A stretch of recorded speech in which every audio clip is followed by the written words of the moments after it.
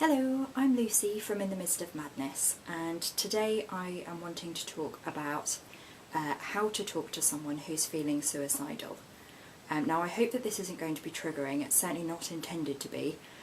Please do check the description box below in case after this I've decided that it is triggering, because there'll be a note in there if it is. It's not planned to be, but I'm never quite sure what I'm going to say in these videos, so yeah, just in case, do check there. If you do, for whatever reason, find this triggering, then please do stop watching and go and find someone to talk to, because I don't want to make anyone feel bad.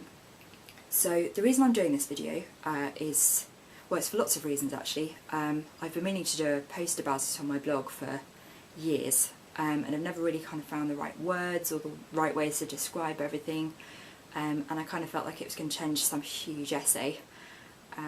So I saw the latest Samaritans charity advert this week, and that was sort of what prompted me to do it now.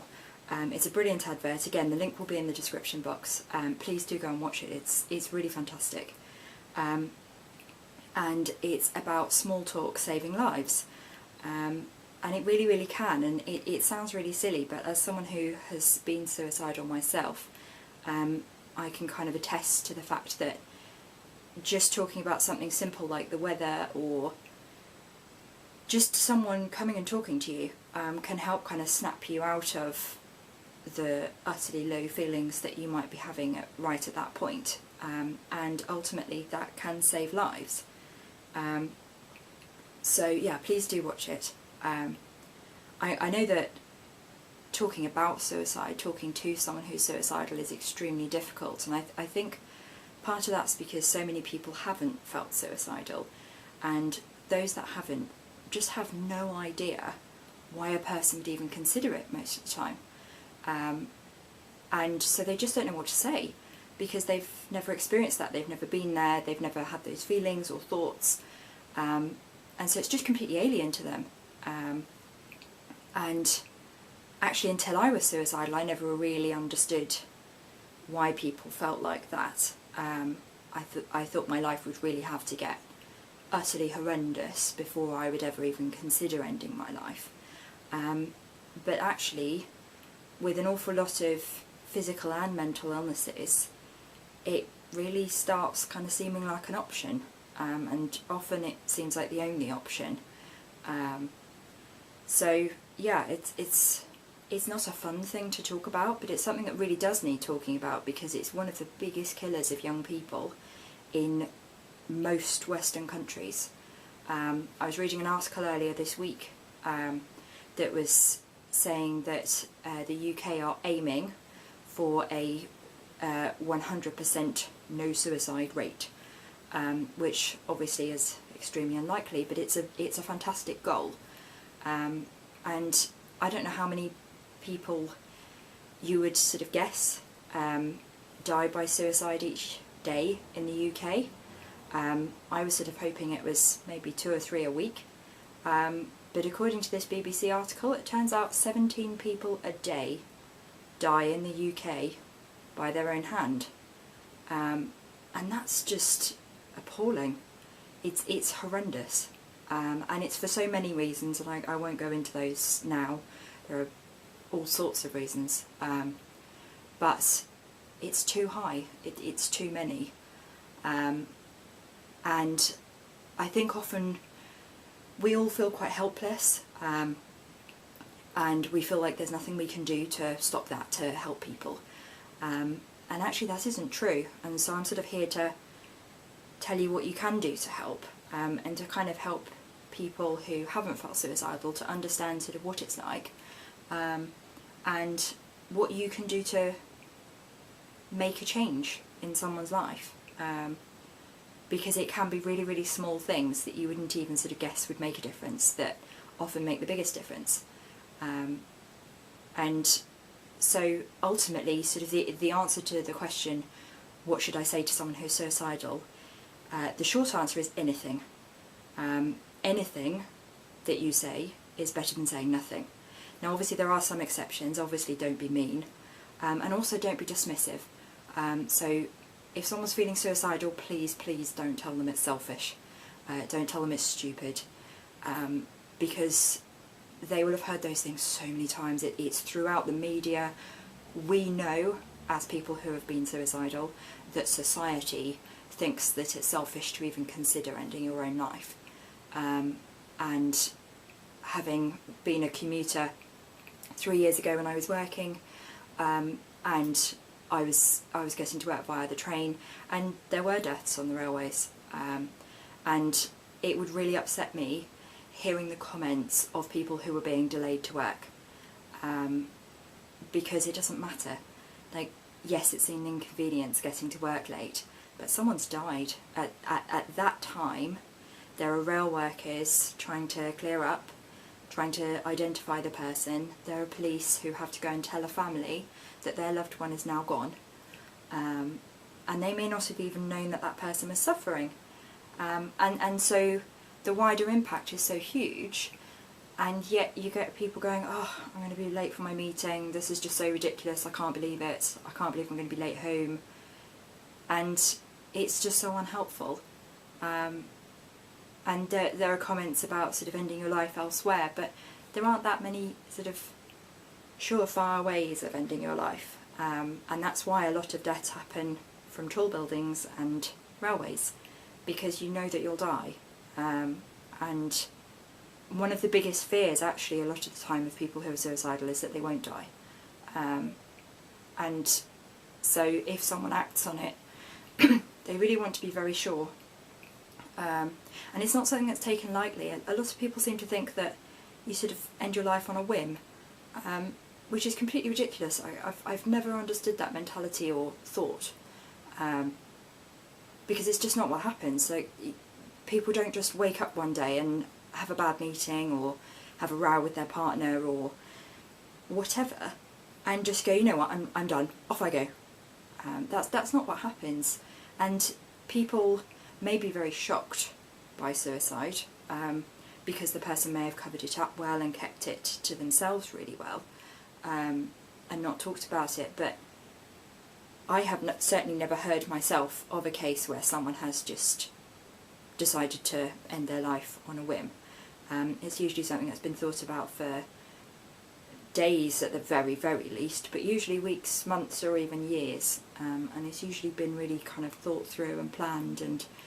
And generally, when people commit suicide, they try really hard to impact as few people as possible. Like, most people won't commit suicide at home because they don't want their family to find them. And much as it's awful for strangers to find them, they find that preferable to their family or their children.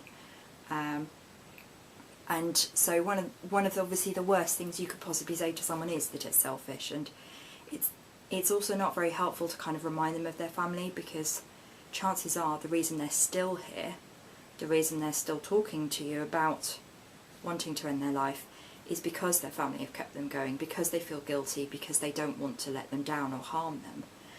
But generally, the conditions that are causing them to want to end their life are really, really strong, and they lie to you. It's just awful. Like, I spent 3 years wanting to end my life, and the thoughts I had were just horrendous. My condition, my depression would just eat at me, and would just say things like, they'd be better off with you gone, they won't miss you, they're all wishing you'd end it, they don't want you anymore, you're a burden, no one will care, no one will even be at your funeral, it doesn't even matter. And hearing that sort of from your own brain, even though it's not your brain, it just crushes you. It absolutely crushes you. It kills your self-esteem. My self-confidence and my self-esteem are still not where they were before I had depression. I mean, I've still got depression, but I'm no longer suicidal. But I still often think that people wouldn't miss me, that I'm not making a difference, that no one would care. And I know those things aren't true, but on a bad day, that's all you've got. It's all you can hear, it's all you can focus on. And that's just so soul-destroying. And then you do think about ending it. So yeah, as long as you're not being dismissive or trying to guilt trip someone or being mean, then anything you say to them will be better than nothing. Because when someone is feeling that low, having a complete stranger or someone that you barely know come and take the time to talk to you is so powerful, because your condition's there going, you don't matter, no one cares about you, no one even likes you, no one will notice if you're gone. And yet this stranger's come and talked to you and asked you if you're okay and if you want to have a chat. And that's really, really powerful, because much as your condition will try and kind of sway it, you do know that they don't have to do that. You're not anybody to them, and yet they've still taken that time to talk to you. And that's huge. You must mean something. You must matter at least a little bit. And as I said, that brief sort of interruption in your thoughts can almost be a light bulb moment and kind of wake you up and make you realise that actually maybe there are other options. Maybe people do care, maybe they would miss you, maybe you can cope, maybe you can seek help. And all of those things definitely won't happen if no one talks to you and if no one's there to snap you out of it, because conditions don't just randomly stop. They don't just switch off or decide that you've had enough. They've been relentless enough and they'll just quit. And so external sources are often what saves people. And so many people's stories emphasise that and state that it was a person who came and spoke to them, who noticed that something was wrong, who asked them a question, who happened to phone at just the right time, randomly. All of those things are really common in stopping people from committing suicide. And I think so many times sort of after someone has ended their life, people feel so sort of helpless and they wish they'd done more. And certainly with these recommendations, it's not to say that if you don't do these things or you don't feel able to do these things, then it's your fault that someone has died, because that's not the case at all.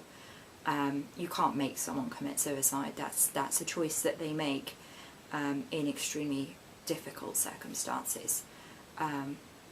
But we can all do things to help people and to help them realise that they're valued and that they're cared about and that they're loved, and that they, above all, that they would be so missed. And so it's really important to try and reach out to people. And if you don't feel able to, and you're worried that someone is imminently considering ending their life, to get someone involved who can help, and to phone the police or phone for an ambulance, or in the case of the Samaritans advert, they say about going and speaking to one of the railway employees, because they're all going to be trained, so that someone can help. Because it must be the worst feeling in the world, seeing someone in distress and not being sure what to do, and then finding out later that they ended their life and that no one spoke to them or did anything, and that you had that niggling feeling. So in my view, it's always best to try and do something, because you won't make it worse. Nothing anyone ever said to me that was well-intentioned and kind ever made me more likely to commit suicide. And so yeah, other than the things that I've said not to do, those things would have made me feel worse. They wouldn't have pushed me into suicide, and it wouldn't have been that person's fault, but those things definitely make you feel worse. But anything you say that's kind, and or don't even say anything, just listen, because so many times you might be the first person they've talked to about it, and it might just be such a relief to be able to tell someone, I can't cope anymore, I can't do this, and you might be able to persuade them to seek help, and for them to just see the slightest bit of light at the end of the tunnel, because that's the thing with depression. It's very much like all of the lights have just been turned out. And the thing is most people don't want to die. I think that's the thing that most people who haven't been suicidal don't understand, is those of us that have been or are don't want to die. I've never actually met a person who wanted to die, really. A few people when I was working in hospital were pretty close to that, but most people don't want to die. It's more that they don't want to live how they're living. They don't want to have to keep trying to get through each day in the circumstances that they're currently living in. And to those of us sort of outside those circumstances, it may look and seem temporary, and you just think, well, everyone goes through a bad time and just keep going, keep fighting through. But when your existence is one long battle, it's exhausting, and eventually you want to give up, because you just, if you can't see an end in sight, if it's not, well, next week my job will change, or the week after that my relationship will be back on track, or the relatives that have died that I'm grieving for will be brought back to life, then you can't see a way out.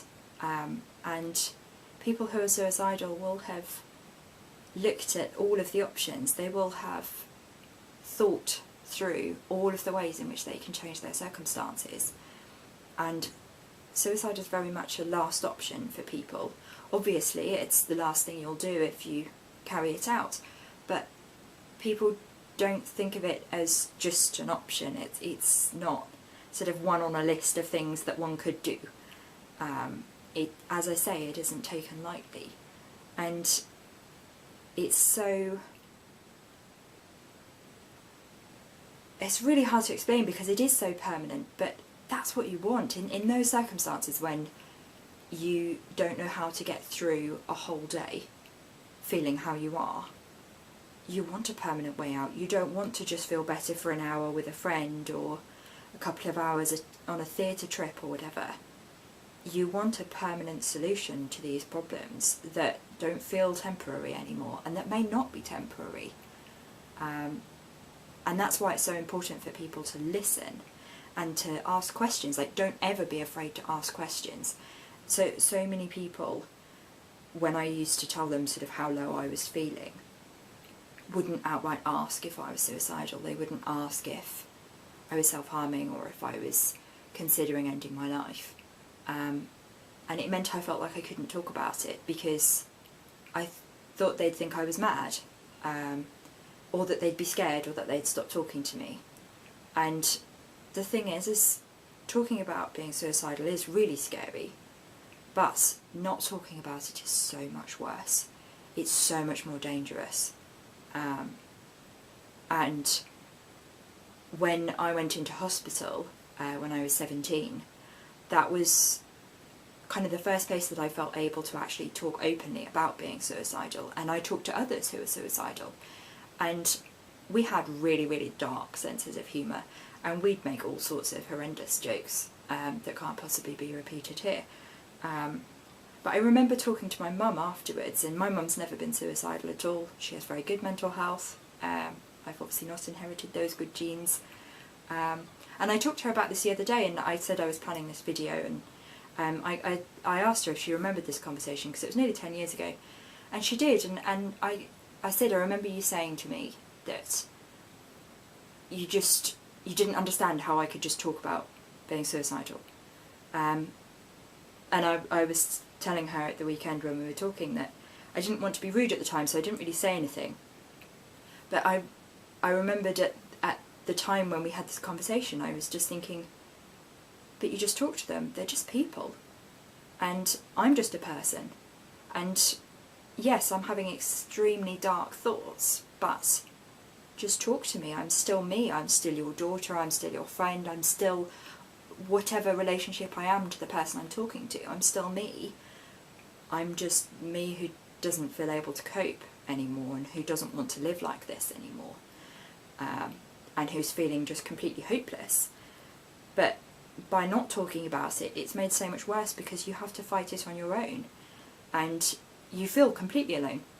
And I know it was really hard for my mum, because I don't have children, I don't want to have children, but I can't imagine how painful it must be to hear your child at 16, 17 saying, I don't want to live this anymore. I wish I was dead because I don't want to go through this anymore. And actually it's really painful thinking about it. I'm trying very hard not to cry. Because things have really changed. And I'm extremely lucky, and I've worked really hard at changing my thoughts around all of this. But it must have been really hard for my mum, because she has never felt suicidal. She's never ever considered ending her life, from what she's told me, and she just didn't understand how a 17-year-old could possibly think that that was remotely an option. And so it wasn't something that we particularly talked about, because she just had no idea what to say. And at the time I wasn't able to say to her, just listen, just talk to me and don't be scared, because if I'm talking to you about it, it means I'm at least telling you how I'm feeling, and I'm sharing with someone rather than just being on my own. And luckily I did manage to get through it, and I got through it with people around me who also wanted to end their lives, and luckily none of us have. But yeah, it was such an eye-opener being in hospital. It was what made me want to work in mental health. And I remember having a conversation with people there, and I was talking about some of the treatment I'd had, and I remember saying, just an offhand comment, saying, I could do a better job than them. And something in my head just kind of lit up. It was a proper light bulb moment, and just said, so why don't you? And that was what made me want to work in mental health. It's what has made me want to kind of dedicate my time and my efforts to helping people, because I always thought that I was kind of the same as everybody else, obviously not with the mental illness, but I didn't realise that most people are scared of talking about a lot of things that I'm not scared of. It's suicide. It doesn't scare me to talk about it. It scares me the idea of someone doing it, and having been around people who have attempted to end their lives in front of me while I was working. That's really hard and extremely traumatic. But it doesn't make me want to shy away from people. It doesn't make me want to not talk to them. Because ultimately I believe that people can be helped, and that you can make a difference, and no, you can't save everybody, but you can damn well try. And that's what I've always done. I've always tried to make as much of a difference as possible, because you don't know what people are going through. And so it is so important just to reach out to people, and so many people sort of get a feeling that you should do something, and I always try and listen to those feelings, because they're usually right. And often you don't find out until afterwards why they were, but it's really kind of useful and important to listen to those feelings and to reach out.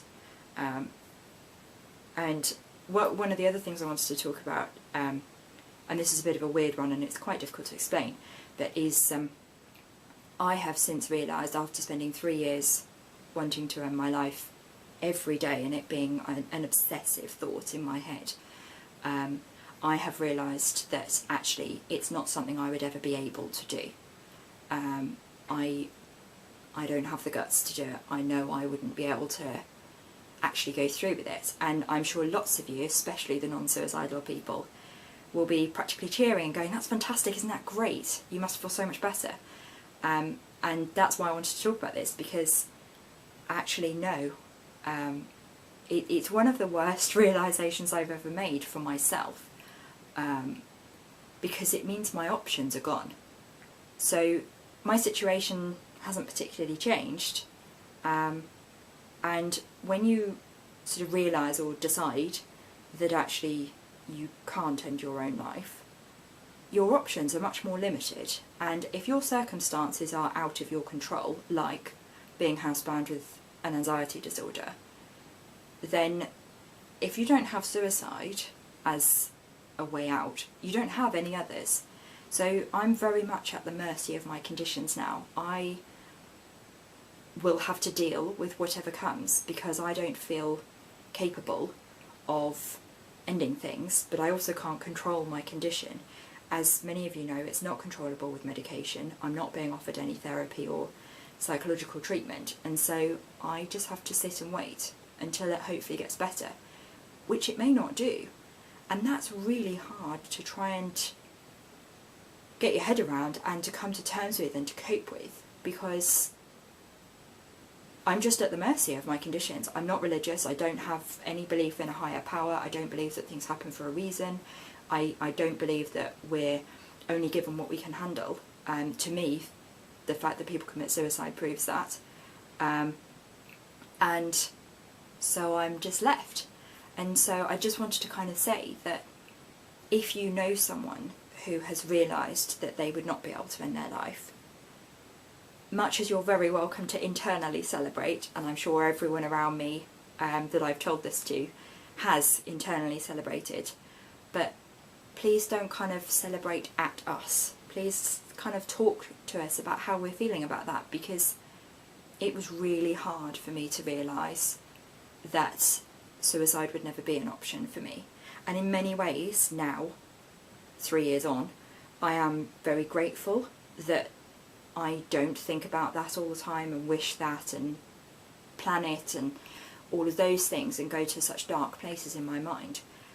But it ultimately has actually made things more scary in many ways, because it does mean that whatever happens to me, I'm going to have to put up with and cope with. I'm going to have to get through it, no matter how bad, because I don't have another option or way out.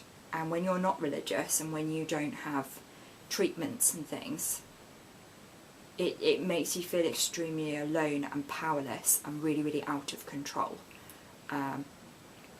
So yeah, I just kind of wanted to highlight that, because I think when I first told my mum and my boyfriend and various friends at points that actually no, suicide wasn't an option for me, I know that they were all really pleased, and I just didn't feel pleased. And I remember talking to a colleague actually, and they had experienced similar things, and it was really helpful talking to him, because he completely got it, because both of us had realised that actually no, ending our lives was not going to be an option, and that meant we were going to have to take what life dealt.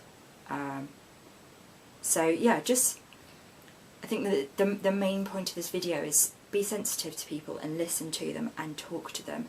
If you're worried and you feel able, go and talk to them, because we're not scary and we don't bite. And honestly, when someone's considering suicide, you can't make it worse. Not if you're trying not to.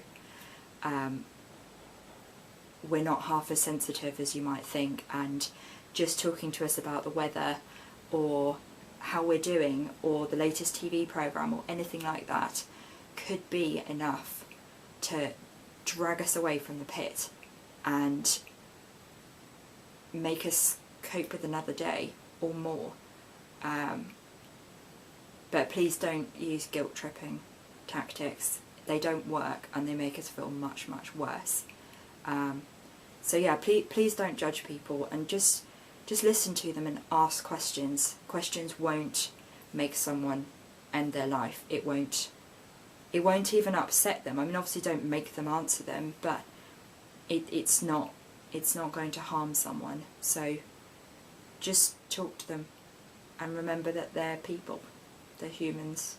And if you don't know what to say, just give them a hug, because often physical contact really helps snap you out of the pit of depression. So yeah, just give it a go. And I hope this has been helpful. Please do let me know in the comments, and please also subscribe, and yeah, I will see you soon. Thank you. Bye bye.